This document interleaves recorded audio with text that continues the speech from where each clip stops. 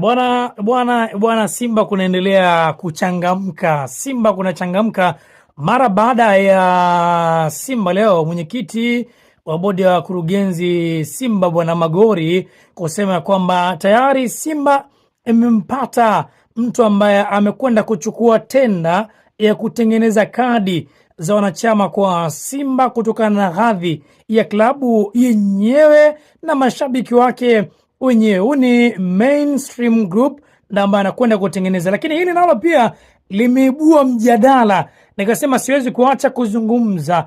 Rais wa heshima wa klabu ya Simba naye amekwenda kukomenti katika peji ya Wekundu wa Msimbazi Simba na kuuliza kwamba transformation mmefikia wapi? Sasa hili linaibua mjadala mwingine.